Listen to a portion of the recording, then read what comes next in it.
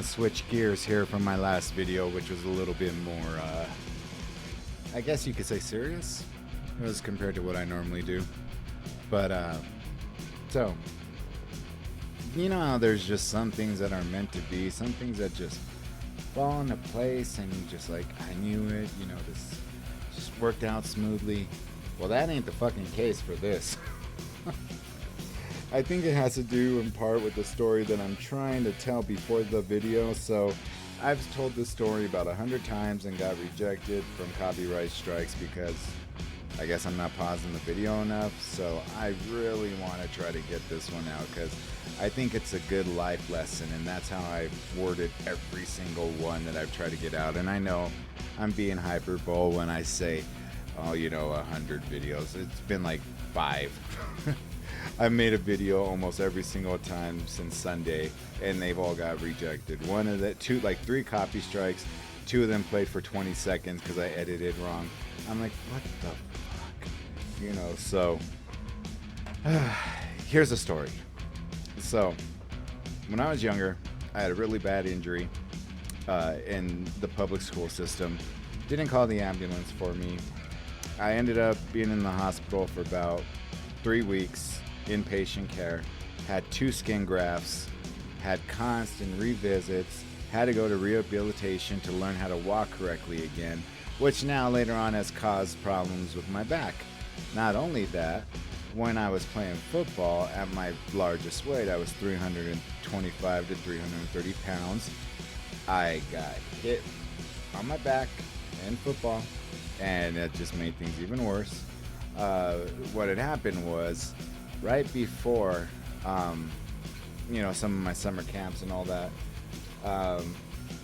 we had people that had came to the ER, and they were like social workers and stuff like that, asking how this injury occurred because I was so young, second day of 7th grade, and told them what happened. They're like, and the school didn't call the ambulance for you. Long story short, we sued the school.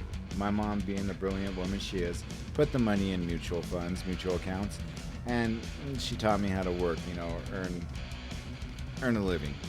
And one of my very first jobs, it might have been my second job actually, was working for Wells Fargo. I mean, I always had like a good job, good education, but you know, it was about learning how to make the dollar. You know, nothing comes easy. So with a little bit of that money, I had bought this beautiful, and this story is gonna go 2 ways because there's another song that keeps on doing the same shit this song's doing to me, and I've even tried that one for like 8 days. That's not embellishing, but I got this really nice, it was 1998, senior year, bought this 1999 Trailblazer that was midnight blue, you know, full package, leather seats, all the nice stuff, you know. And me and a group of friends are like, hey, you know, let's go visit our buddies who just graduated up in college, because, you know, we're getting some words that, you know, they're trying, you know, it's much different than high school. You're having to learn new people, you know, you're not probably the most popular guy like you were in high school, whatever the case may be. We just wanted to go see our buddies. And so I never got carded for alcohol. Imagine, you know, you see a 6'5", I'm like 6'4.5", closer to 6'5", guy walking in, full beard, 300 plus pounds. Not very many people are going to card you. In fact, I cannot recall the time I got carded from the age of 19. I get carded now, but back then, never got carded. In fact, I went to one liquor store so much because I would buy cakes for parties. I was at every party. I was, you know, one of the, you know, our crowd was the it crowd. We were the guys in high school. But you know what I liked about our crowd was that we weren't assholes. We weren't bullies. You know, we may have been labeled as those typical jocks, but we weren't the type to shun people, you know, for whatever reason. And I have a thing against bullying because growing up, before I hit my growth spurt, I used to get bullied. So when I seen other people doing that shit to other people, that pissed me off. And I would confront them, and, you know, I'd make sure that stopped. So, you know, buying cakes, even this guy would, like, you know, at this liquor store would give me free shooters. Now, I never did all hard alcohol, gave it to my buddies, whatever. And this particular night, no cake needed. We're just gonna drive up to Greeley, and from Denver, that's about maybe anyway, I believe like maybe let's just say 60-mile drive.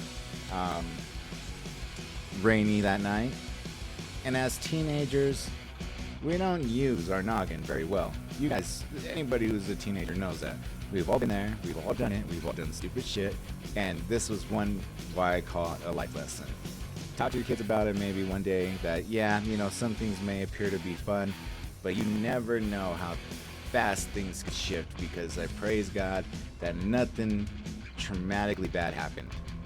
So, I bought 12 18 packs of Keystone Light. Now, could I have afforded Coors Light? Of course. But I want to get the bang for my buck, so I'm going for an 18 pack, putting those bitches in a big old cooler on ice. And I bought this CD just because I heard it on the radio. For those of you who don't remember, or you guys might, most of my crowd remembers CDs, okay? So, we used to have those big ass, books that had, all our CDs in it. And I bought this album, and I don't know how it was agreed upon, but we listened to this song. And the chorus matched what we were doing, reminding our friends, we're going to have their back, we're never going to let you go, all that stuff. And it was a big, I can't remember where it topped out at the chart. I wasn't in music yet, but it was, of course you hear it on the radio, you're like, damn, I need to go buy that CD. It's not like you could have, I think Napster was kind of coming into its own, but I never trusted Napster because it always fucked up my computer, always. So, I'd just go buy the single or sometimes the full album if they had, if they didn't have the single, so I had to buy the full album for this one. And somehow it was agreed upon by all of us. Look, every time the chorus comes up, we chug a beer. That's not thinking, okay? I am not recommending this, and please talk to your kids about this when they're in their teenage years. They have a nice car. Luckily, my car wasn't a fast sports car. It was a nice big, SUV. That's what I was into. I wasn't into, these fast, I had a chance to buy, I remember this Mustang Shelby that even had a supercharger on this bitch, and I was like, nah, not really my thing. I could have gotten killed. I know for a fact I would have been killed in that car if I would have bought it. I said, nah, I want, if I would have bought it and held on to it, now it would probably be worth a shitload. And of course, I ended up, selling the Blazer, but at the time, that Blazer was like, buying a new Cadillac today. So I had a pack of friends. I think I had like 4 friends in the backseat, and me driving, my buddy on, shotgun. So all of us, every time, the chorus comes on, we chug a beer. Mind you, it's raining. I mean, it's not torrential, but it's, a pretty steady rain. And the storm is moving south. We're headed north. And so we're getting out of the rain. And nature calls. All of us gotta go, do our thing. So, if you live in Colorado, you'll understand what I'm talking about. But if you don't, Colorado to the west, you'll just see nothing but mountain ranges. Beautiful. But the more east you go, it almost looks like it sits in a valley. So if you get on top of a big-ass mountain here in Colorado and you look to the east, it looks like the plains, like the valley. That's what it is. And heading north, you're in farmland. You smell cow manure, you see corn, cabbage, chilies, you name it, growing. And so at a lot of these farms, or at every farm, you're always going to have an irrigation ditch. And those ditches, they come and then they slope, and it's at about a 45-degree angle. Not realizing how drunk I am, I parked so close to this damn irrigation ditch. We all hopped out, kind of spread ourselves apart, because we're gonna be like, oh dude, you're gay, you're looking at my, So we spread ourselves apart. It's pitch black out there anyway, so nobody can see shit. I could just see the dome light on from my car, because the door was opening. Mother Nature calls. All of a sudden, I looked like, I don't know what made me turn back. I think it was a noise.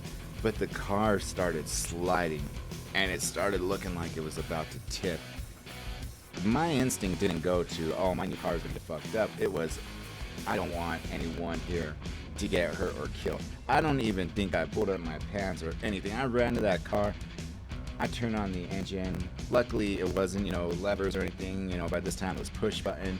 So I hit the 4 low, got out of that thing like it was nothing. I'm like breathing a sigh of relief.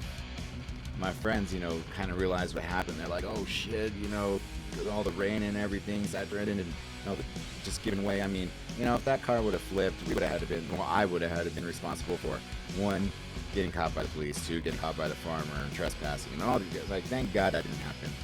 Make it to this Greeley town, and this is where the college is in Greeley, Colorado, and it's the University of Northern Colorado, and it's just a small little kind of Colorado historical town.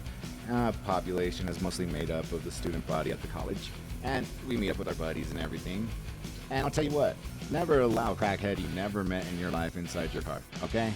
Because that's the first mistake I made. Night was going smoothly up to that. I don't know how it happened, but I was drinking, and all of a sudden this real cute girl started kissing on me for no reason whatsoever. I'm drunk, she's probably drunk, and I'm like, yeah, this is awesome, look at this big old fat dude and I can still get chicks. I don't know how I did it, but if I knew how to unlock that power, being sober, I would have done it a long time ago, because when I'm I don't drink at all, I don't do drugs, but I don't know what I did when I was drunk to attract women, so, but, so she hops in the car with us and everything. I have this little crackhead I've never met in my life saying, oh, this party is cool, there's gonna be another party down this street, so I'm like, all right, well then show us the way. So he's showing us the way. I have now 2 extra people in my car, this girl and another girl that my friend was hooking up with. So, get to the street.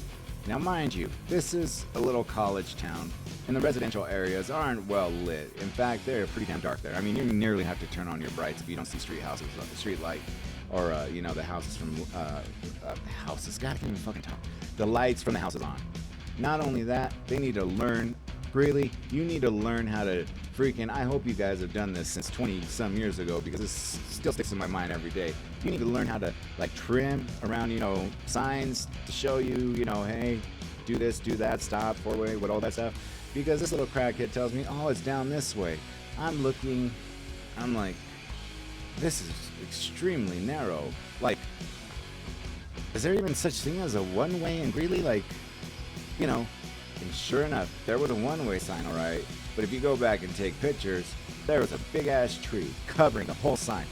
But I wasn't about to spend all this money, and plus I was trying to hide it from my mom.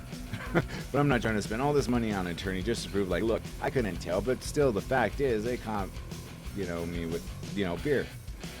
And so, no matter which way, a cop shouldn't be. I could understand if I got caught with wads of thousands of dollars in my pocket. What happened before all this was, I turned down this one-way street, and just by happenstance, there is a cop parked on the end of that street, sees my dumbass in this big-ass SUV coming along, flips his lights on. Right there, I said, verbatim, hey guys, instead of all of us getting in trouble, I'm gonna lock every single door in here. You guys all jump out, run separate ways. There's no sense of everybody getting in trouble here, getting a ticket for underage shit. I'm obviously the owner of the car, so I can't ditch it, because then they'll just look up the registration. I'll get eluding the police and all this other shit. I was at least cognizant enough to remember that. And so I unlocked the doors. My friends were now. Cop comes up. Wow, what good friends you have. I'm like, yeah, I actually do have really great friends. How can I help you, sir? Oh, well, it smells like a brewery factory in here. All my friends had red Solo cups by this point, because I think the Keystone Lights are gone after our Chug Fest driving all the way up there. If I didn't mention that part, yes. Every time that chorus came on, we were driving up there and chugging. Every time the chorus came on. So he's like, well, yeah, a little bit of a fancy car for you to be driving this. And what is this, your mom's or your dad's? And I'm like, excuse me? I'm like, no, I bought this car with my money. And I also worked to pay for the insurance and for the registration. And now my insurance is going to go up. So, there's no denying that, yes, I have open containers in here, but you're more than welcome to, do a UA and have me do all the, make a fool of myself, trying to entrap me by saying, Z to A backwards. And a lot of people's responses, I couldn't even say that if I was sober. Boom, entrapment. So I've still been trying to figure out the right answer for that. Who can even do that? I still don't know the right answer. That wouldn't be entrapment, but I don't drink, so I don't have to worry about that. Anyways, he's basically saying, how can a Mexican like you afford this car? And I'm just being an asshole at this point, because he's, if he would have approached, I'm very respectful, but if he approaches me like that, it's you know what? Don't be talking shit to me like that. Like, yes, I'm owning up to what I did. You know, I'm taking responsibility. You know, just do what you got to do. You know, and so take me down. They, you know, put me in detox and all that. And then it dawns on me, I'm like, shit, the only way I'm going to be able to get out my car is by using either my credit card or a debit card. I'm like, in either way, more than likely, the mail is going to get there and my mom's going to see it before anything else and is going to ask me, why the, my mom doesn't cuss, but why the hell do you have, a bill for an impound lot in Greeley? Knowing very well that I was going to go up to Greeley, and why, detox and all this other stuff, you have a court date, this and that. So, my friends, most awesome dudes and girls in the world. All our buddies who I went to college, they lived in co-ed dorms. All my friends spread out throughout that campus, knocked on every single door, asked for donations, got me out of the detox, got my car out of the impound. I wished so badly I would have seen that officer and said, see, I told you I got good friends. Because if it wasn't for them, I would have had to own up a lot sooner to my mother than what I had to. So I eventually did tell her. I told her while she was at work and while I was at work. And at that time I was working for Agilent Technologies. They had bought out Hewlett Packard. And it was a very progressive type of workplace. Think of like Google before Google, how, just ahead of the times there, with their employees not being so super stressed out. We used to have like sleep deprivation rooms, there. It was awesome. I loved it. So I told her there because I knew I wasn't going to be raising my voice in front of all these professionals, and I had to remain professional. And that's how I ended up telling her what happened. But it will always be a memory for the simple fact that here I am, 42 years old. Yes, I look younger. I'm just fucking around. But 42 years old, and I still remember this day like it was yesterday. And it's those memories that I cherish. That some of my friends may have forgotten, and that's cool. I know one of my buddies hasn't forgotten, and I need to talk to him more often. But and he was like my main wingman, and I got more funny stories. I mean, this dude is the funniest guy. I can't get pissed at him for what he has done to me. I just can't. I can't. I don't know why I cannot. In fact, one of these days, I just want to interview him on here. Like, did you have a webcam? Let me ask you a question. Let me interview your ass. And so, anyways. This was the song because I've based my channel off of music and I've always wanted to play this. But this is the song that created that evening. And because of that, it will go down as a song that is just, it's always going to be there.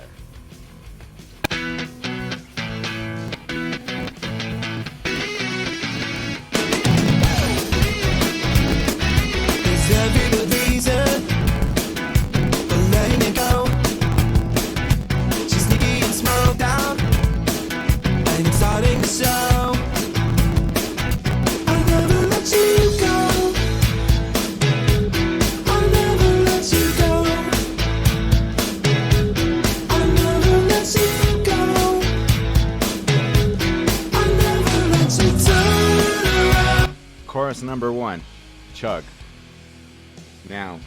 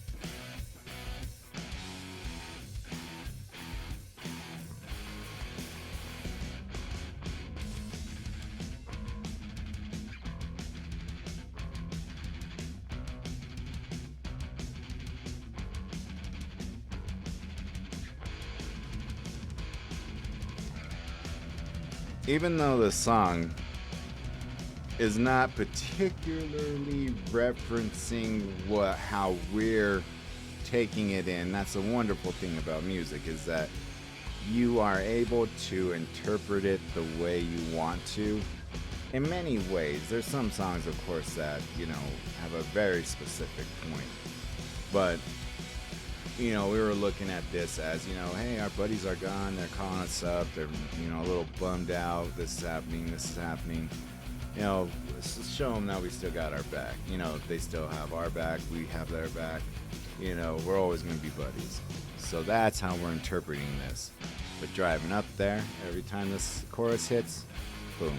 And I apologize since I'm pausing it so much because this bitch does not let me upload it. Copy striking me. Go to hell. But this song better post this time.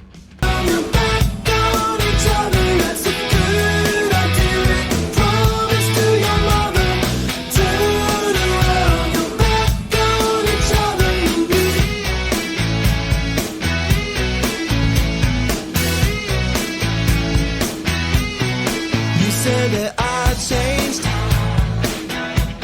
well, maybe I did. But even if I changed, what's wrong with it?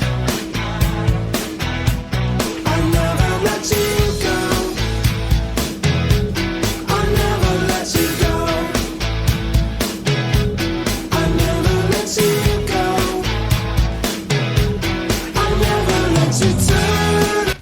Second chorus, chug a beer.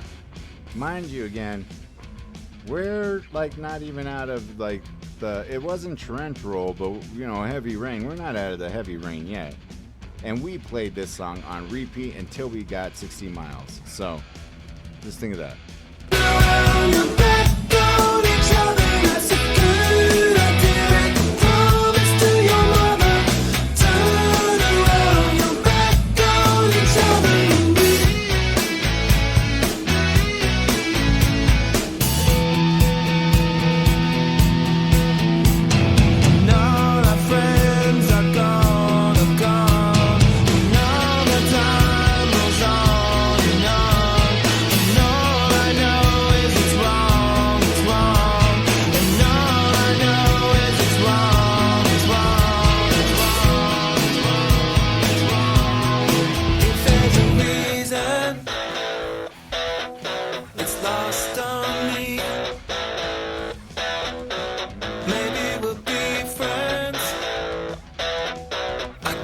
We'll see. Number 4 coming up, and I think we just drank 2 on the 4th one for the hell of it. I never let you go. I never let you go. I never let you go. I never let you go. Around your back on each other. It's a good idea. Break a promise to your mother. Turn around, let's turn on each other. Good idea. Break a promise to your mother. You know what's ironic too is that I did break a promise to my mother because I told her I wouldn't be drinking and driving. So, a lot of what's the word I'm looking for here? Screw it. I don't want to spend all this time thinking of the word I'm looking for. Turn around your back on each other. That's a good idea. Break a promise to your mother. Turn around your back on each other. What a good idea.